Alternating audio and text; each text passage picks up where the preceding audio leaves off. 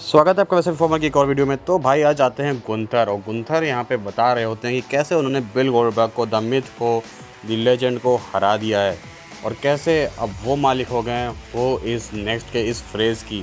लेकिन अभी भी क्राउड वो यू टैप आउट के नारे लगा रहा होता है। भाई उसने जियोसो को कुत्ता बना के मारा है। जियोसो ने उसका अपॉलजी भी ऑलमोस्ट एक मांग ली और उसके बाद उसने गोल्डबर्ग को भी हरा दिया। भले वो 58 ईयर ओल्ड था, जो भी था, लेकिन वो रिटायरमेंट मैच भी वो उसे मिल चुका है। और कहीं ना कहीं वो हु इज़ नेक्स्ट वाला फ्रेज़ अब सच में यार सूट कर रहा है, मतलब मैं कहूँगा गुंथर के ऊपर। बट गुंथर इसके बाद कहते हैं कि सच में बताओ कि हु इज़ नेक्स्ट। आज 5 जो आउट क्लास मतलब बिल्कुल तगड़े वाले बंदे हैं वो लड़ेंगे ताकि वो मेरे से लड़ सके इन समर स्लैम। तो भाई उसके तुरंत बाद आ जाते हैं हमारे ब्रॉन ब्रेकर। ब्रॉन ब्रेकर आते हैं और पॉल हेमन भी आते हैं साथ में। आज तो पहली बात फॉग के अंदर से क्या एंट्री थी भाई ब्रॉन ब्रेकर की, देखने लायक था। तो पॉल हेमन जैसे ही कुछ बोलने जा रहे होते हैं भाई, मतलब गुंथर तो ऐसे ही बिल्कुल मुंह चिढ़ा के उसको निकल रहे होते हैं। बट ब्रॉन ब्रेकर रोकते हैं, बोलते हैं भाई अब तू खड़ा हो और अब सुन। वो बिल्कुल गुंथर के सामने खड़े रहते हैं और तब यहाँ से हमारे पॉल हेमन बोलना चालू करते हैं। वो बोलते हैं कि ब्रॉन ब्रेकर आज गॉन्टलेट को रन करने वाला है। ब्रॉन ब्रेकर इस गॉन्टलेट मैच को जीतेगा और तुमसे लड़ेगा समर स्लैम में। मैं मानता हूँ कि ये ईजी नहीं होने वाला, हमने देखा है कि तुमने गोल्डबर्ग से कैसे लड़ा, लेकिन यकीन करो गुंथर, जब तक तुम तब तक स्पेयर नहीं खाए हो जब तक तुमने एक रियल स्पेयर नहीं खाया है हमारे ब्रॉन ब्रेकर से। तो वो कंपेयर कर रहे होते हैं कि भाई ब्रॉन ब्रेकर का जो स्पेयर है ना वो गोल्डबर्ग से कहीं ज़्यादा खतरनाक है, जो कि अभी के हिसाब से सच में है। ब्रॉन ब्रेकर से गंदा और तगड़ा स्पेयर किसी का नहीं है। और भाई उसके बाद वो बोलते हैं कि यार ब्रॉन ब्रेकर तो नेक्स्ट बिग थिंग है और तुम्हें समझना चाहिए कि एक स्टाइनर है, जिसका मतलब तुम समझते हो, और उसका मतलब ये है कि समर स्लैम में ये तो तुम्हारे पूरे पिछवाड़े ही तोड़ देगा। अब भाई यहाँ से गुंथर तो चुपचाप निकल जाते हैं अपनी जो है बिल्कुल ऊपर वाली टॉप वाली सीट पर। बट यहाँ से मैच चालू होता है गॉन्टलेट मैच। गॉन्टलेट मैच में सबसे पहले आते हैं पेंटा। और भाई पेंटा को देख के थोड़ा सा दुख लगता है कि भाई पेंटा को बिल्कुल ही टोन डाउन करके क्यों दिखाया जाता है, ये समझ नहीं आता। अगर आपने AEW के उनके मैच देखे होंगे तो काफ़ी ज़बरदस्त मैच रहे हैं। मैच ये भी अच्छा होता है, काफ़ी अच्छे मोमेंट्स देखने को मिलते हैं। बट ब्रॉन ब्रेकर से तगड़ी वाली हील खाने के बाद और उसके बाद भाई वो मुझे लगता है कि कुछ भी बॉडी स्लैम के लिए जा रहे होते हैं, बट क्या तगड़े से वो स्पेयर मारते हैं हवा में ही पेंटा को, और पेंटा ऐसा लगता है कि अधूरे हो जाते हैं। और यहाँ से फर्स्ट मैच तो जीत जाते हैं हमारे ब्रॉन ब्रेकर, बट इस मैच से वो अच्छा खासा एग्जॉस्ट हो जाते हैं। और ये मैच सेकंड मैच में देखने को मिल रहा होता है। एले नाइट के टाइम पे वो थोड़ा सा एग्जॉस्ट लग रहे होते हैं, और भाई जो एले नाइट ने सेम सेथ रॉलिंस का किया था वो LA नाइट वाला जो है हमारे अनाउंसर टेबल पे, वो वैसे ही कर रहे होते हैं। बट भाई ब्रॉन ब्रेकर है, वो वहीं पे उनकी रिब्स पे बिल्कुल अटैक कर देते हैं और उनका भी टारगेट था सीधा रिब्स का। तो भाई जाते वो लेकर मारते हुए सीधे रिंग में, और उसके बाद भाई एले नाइट को जो ऊपर चढ़ा कर, जब एले नाइट ऊपर टॉप रोप पे चढ़े होते हैं ना तो पैर घसीटे क्या बैक के बल जो गिरते हैं टर्न बकल पे, वो भी ऐसा लग रहा था कि भाई बैक तो गई इस वक्त एले नाइट की।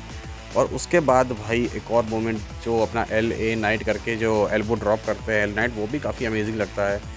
और इसी तरीके से रिप्स पे लगातार अटैक करने की कोशिश चल रही होती है। और जब यहाँ पे इस बार जब ब्रॉन ब्रेकर हाई निकले जाते हैं तो भाई क्या काउंटर किया था LA नाइट ने, वो देख के मज़ा आ गया होता है। तो लगातार डिफ़िकल्टीज़ बढ़ती दिख रही होती हैं ब्रॉन ब्रेकर की, और मैच बहुत ही तगड़े तरीके से चल रहा होता है। बट इसके बाद भाई जो हवा में उछाल के जो रिप्स पे नी मारते हैं ब्रॉन ब्रेकर ना, वो मारते हैं उसके बाद तो LA नाइट जैसे रिप्स के साथ बिल्कुल ख़त्म हो जाता है। और फिर तगड़ा वाला स्पेयर मिलता है LA नाइट को, और 1 2 3 ब्रॉन ब्रेकर सेकंड मैच भी जीत जाते हैं। और तभी एंट्री होती है जे उसो की। जे उसो के मैच के टाइम पे यकीन करो ब्रॉन ब्रेकर की ऐसी हालत थी कि सच में और एक रियलिटी की तरह लग रहा था यार कि हाँ ब्रॉन ब्रेकर काफ़ी थक चुका है और जे उसो डोमिनेट कर रहे हैं। अब ब्रॉन ब्रेकर थक गया है उस वजह से डोमिनेट कर रहे हैं तो अलग बात है भाई। तो जे उसो काफ़ी डोमिनेटिंग रहते हैं इस मैच में, और काफ़ी एग्जॉस्ट होने के बाद भी हमें ब्रॉन ब्रेकर की तरफ से क्या तगड़ा वाला फ्रैंकेनस्टाइन देखने को मिलता है। मतलब हेड्स ऑफ है कि भाई इतना लंबा मैच, 2 मैच लड़ने के बाद भी आप ऐसे फुर्तीले तरीके से काम कर रहे हो। और उसके बाद जब ब्रॉन ब्रेकर जा रहे होते हैं अपने रोप टू रोप वाले स्पेयर के लिए, सुपर स्पेयर के लिए, तभी क्या होता है 2 सुपर किक्स मिलती हैं ब्रॉन ब्रेकर को। और उसके बाद भगवान जाने वो स्पेयर था या क्या था, हग था, हगा था, क्या करा था, लेकिन कुछ तो डिलीवर कर देते हैं जे उसो। और भाई जैसे ही वो हगते हैं तो भाई उनके हगने में उनका हाथ भी चला जाता है। आप देखोगे अगर ध्यान से तो उसका उनके हाथ में थोड़ी सी दिक्कत दिख रही होती है, और स्प्लैश के लिए जा रहे होते हैं जे उसो, लेकिन तभी आ जाते हैं ब्रॉन्सन रीड। वो उसी हाथ को पकड़ के घसीट लेते हैं नीचे और रोप पे गिरा देते हैं। भाई मैंने कहा बंदे का हाथ डिसलोकेट हुआ। बट उसके बाद फिर मिलता है कि स्पेयर अच्छा वाला, भगवान कसम कुछ सीख लो, जो स्पेयर खाते हो लगातार वही सीख लो। तो स्पेयर यहाँ से पड़ता है और मैच 3 भी जीत जाते हैं हमारे ब्रॉन बेकर। और फिर मैच होता है सीएम पंक के साथ। भाई सीएम पंक तो आते ही तोड़ना चालू कर देता है, मतलब उसको रिंग बेल वेल से भाड़ में गई, तो आते ही वो अच्छे से तोड़ते हैं और जो अपनी रनिंग नी लगाते हैं, बुलडॉग लगाते हैं और तोड़ के बिल्कुल बाहर फेंक देते हैं ब्रॉन बेकर को, और तब मैच चालू होता है। और मैच में जब इस बार फ्रैंकेनस्टाइनर लगा रहे होते हैं हमारे ब्रॉन बेकर, बट उसको क्या तगड़े तरीके से काउंटर करते हैं और पिन करने लगते हैं वो ब्रॉन बेकर को। तो वहाँ से तो किस तरह से पिन बचाते हैं ब्रॉन बेकर, और उसके बाद जो रोप से उछल के जो सीएम पंक एल्बो मारते हैं, उसके बाद भी लग रहा होता है कि मैच खत्म, बट वो नहीं होता और तभी एनाकोंडा वाइस पे वो फंसा लेते हैं उन्हें। बट फिर क्या होता है, ब्रॉन्सन रीड फिर से आते हैं और एक एल्बो जड़ते हैं सीएम पंक को, वहीं से पिन टूट जाता है और तभी भागते भागते जे उसो आते हैं। मुझे तो सबसे वाहियात चीज़ लगी कि भाई अभी तुम पिट के गए हो, फिर से आगे दौड़ते और देखो इस टाइम पे भी जे उसो की हालत टाइट होती है उनके हाथ की वजह से। बट वो आते हैं, एक सुपर किक मारते हैं और ब्रॉन्सन रीड बाहर डाइव लगाते हैं और इधर ब्रॉन बेकर जाते होते हैं स्पेयर के लिए। स्पेयर को सीएम पंक ब्लॉक करते हैं और जीटीएस लगाते हैं 1 2 3। तो भाई मैच पक्का हो चुका है कि हाँ होगा समर स्लैम में गुंथर वर्सेस सीएम पंक के बीच। तो भाई ये मैच तो काफ़ी तगड़ा सेट कर दिया गया है, बट अगर ये ब्रॉन ब्रेकर भी होता ना तो यकीन करो मज़ा आ जाता। ब्रॉन ब्रेकर को पता नहीं क्यों नहीं डाला गया और सीएम पंक को भी ज़रूरी है डालना, आई नो मैं, और मुझे पसंद भी आया कि उन्हें डाला गया। लेकिन इसके बाद अच्छी खासी तोड़ाई चालू करते हैं ब्रॉन ब्रेकर और ब्रॉन्सन रीड दोनों की, सीएम पंक की भी और जे उसो की भी। सीएम पंक को तो ब्रॉन्सन रीड क्या पकड़ते हैं और फिर उसके बाद ब्रॉन ब्रेकर जो स्पेयर लगाते हैं, देख के मज़ा आ जाता है। लेकिन तभी इसके बाद फाइनली एंट्री होती है हमारे ओटीसी की, रोमन रेंस की। ओटीसी 1 की वो टी शर्ट पहन के आते हैं और फिर क्या तगड़े तरीके से सूतना चालू करते हैं। अंदर घुसते ही वो ब्रॉन्सन रीड को देते हैं एक सुपरमैन पंच, और उसके बाद ब्रॉन बेकर को जो गिरा के वो मार रहे होते हैं, ऐसा लगता है कि बंदा सही में मार रहा है यार। और उसके बाद भाई फिर जैसे ही ब्रॉन्सन रीड दोबारा अंदर आते हैं और कुछ करने की कोशिश कर रहे होते हैं, तभी उनको क्या तगड़ा वाला समोन ड्रॉप देखने को मिलता है।